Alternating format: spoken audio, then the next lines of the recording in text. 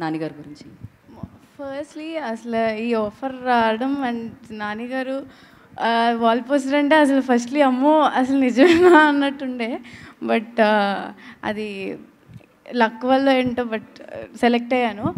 And ఆ ladies చాలా చాలా పాపం లైక్ అంత మంచి ఆడిషన్ చేసి అసలు ఫస్ట్ ఆడిషన్ తర్వాత కూడా నేను సెలెక్ట్ అవుతానా లేదా అని అసలు ఏమీ లేదు.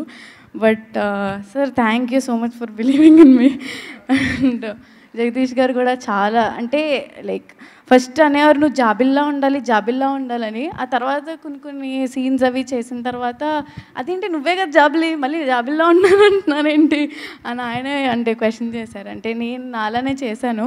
ఐ హోప్ మీకు మంచి సినిమా ఇది. యాక్చువల్లీ నేను అంత పెద్దదానిగా చెప్పడానికి బట్ దెన్ ఆల్ అంటే ఇప్పుడు ఉన్న మైనస్ వాళ్ళందరికీ బాగా కనెక్ట్ అవుతుంది ఈ cinema.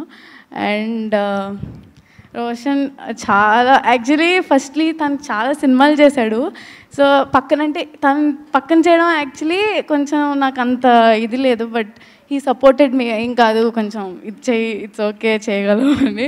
And thank you so much. And ma'am thank you so much. Ma'am Prashanthi ma'am ఉండరా ma'am thank you. Yeah March 14th release అవుతుంది. తప్పకుండా వచ్చి చూడండి. యూ విల్ బీ అంటే చాలా నాలెడ్జ్ వస్తుంది మీకు.